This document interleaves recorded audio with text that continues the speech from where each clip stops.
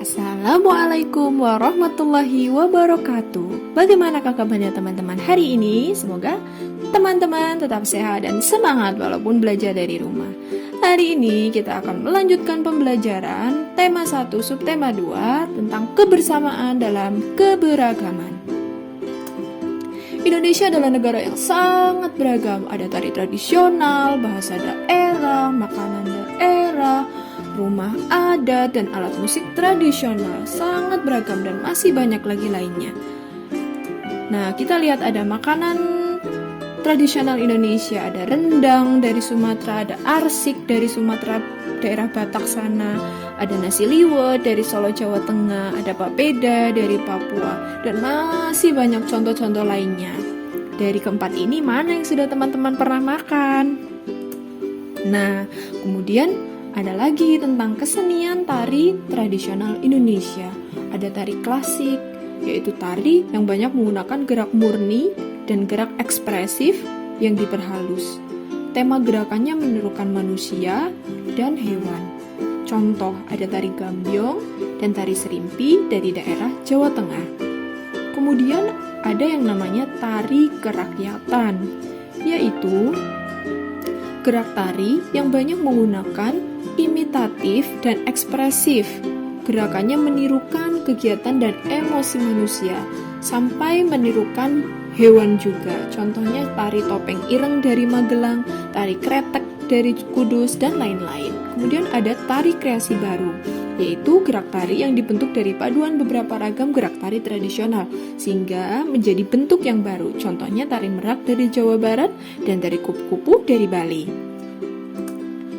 Nah, dengan keadaan Indonesia yang beragam tadi, bagaimana sih seharusnya sikap kita? Yang pertama, tentu kita harus bersyukur kepada Allah karena keragaman suku, bangsa, dan budaya merupakan bentuk anugerah berupa kekayaan yang kita miliki. Kemudian kedua, menghargai perbedaan budaya yang ada dengan cara menerima dan tidak mengejek budaya yang berbeda. Selanjutnya, ikut melestarikan budaya dengan cara menggunakan produk-produk dalam negeri seperti menggunakan baju batik dan lain-lain. Kemudian menyaring budaya asing yang masuk atau yang kita peroleh. Jika tidak sesuai, jangan digunakan. Ikut mempelajari lagu-lagu daerah, tari-tari daerah, dan lain-lain.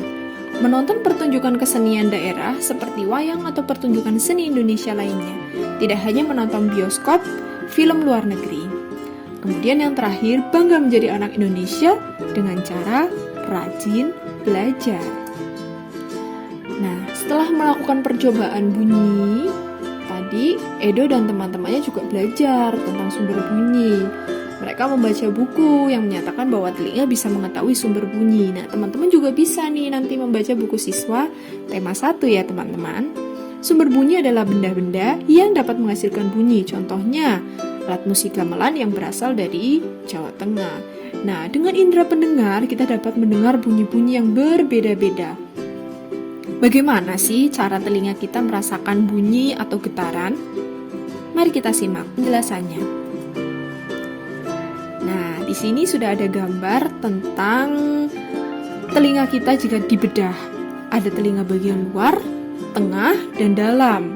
Jadi proses terdengar bunyi, pertama suara ada, kemudian masuk ke telinga luar, kemudian masuk ke gendang telinga, kemudian masuk ke telinga bagian dalam, kemudian baru masuk ke saraf pendengaran yang dikirimkan ke otak, sehingga suara tadi bisa terdengar oleh telinga kita. Masya Allah bukan? Ciptaan Allah. Terus ada lagi tentang jenis-jenis bunyi. Bunyi mempunyai jenis yang berbeda-beda bergantung dari frekuensinya. Frekuensi itu adalah getaran yang terjadi setiap 1 detik. Satuannya adalah hertz. Nah, berdasarkan frekuensinya, bunyi dibedakan menjadi 3 jenis, yaitu bunyi infrasonik adalah bunyi yang mempunyai frekuensi sangat rendah, yaitu kurang dari 20 hertz. Biasanya bunyi infrasonik ini dapat didengar oleh kelelawar, anjing, jangkrik, dan kuda. Kemudian bunyi audiosonik adalah bunyi yang mempunyai frekuensi di antara 20 sampai 20.000 Hz. bunyi audiosonik ini dapat didengar oleh manusia. Kemudian bunyi ultrasonik adalah bunyi yang mempunyai frekuensi yang sangat tinggi, yaitu lebih dari 20.000 Hz. Bunyi ultrasonik ini dapat didengar oleh lumba-lumba. Kemudian ada lagi tentang bunyi, yaitu tentang perambatan bunyi. Tadi kenapa sih suara kok bisa kita dengar? Ternyata suara bisa kita dengar karena suara merambat melalui media.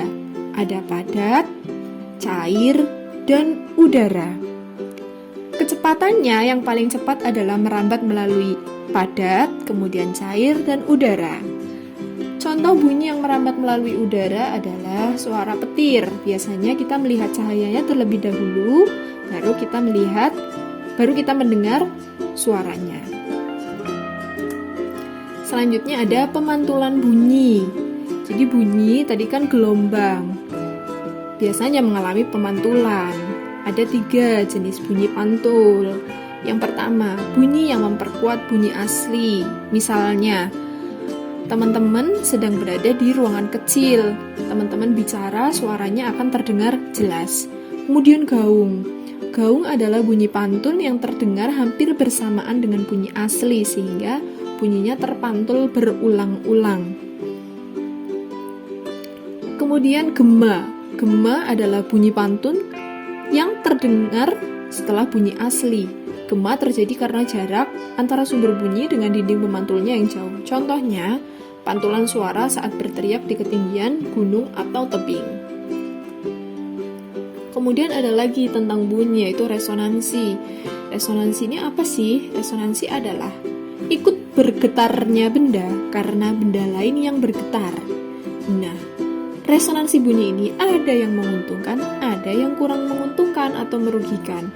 Yang menguntungkan contohnya, resonansi yang terjadi pada alat musik seperti gitar, gamelan, dan genderang. Resonansi yang merugikan yaitu contohnya suara deru pesawat terbang yang begitu keras sehingga membuat kaca jendela menjadi pecah. Itu adalah contoh resonansi bunyi yang merugikan. Ternyata proses kita mendengar bunyi, tentang bunyi tadi itu sangat rumit ya teman-teman. Itulah sebabnya kita harus selalu bersyukur kepada Allah atas nikmat pendengaran yang kita rasakan. Pergunakan indera pendengaran teman-teman untuk hal-hal yang bermanfaat ya teman-teman. Nah, sekian tadi pembelajaran dari Bunda, semoga bermanfaat. Mohon maaf apabila ada kesalahan. Assalamualaikum warahmatullahi wabarakatuh.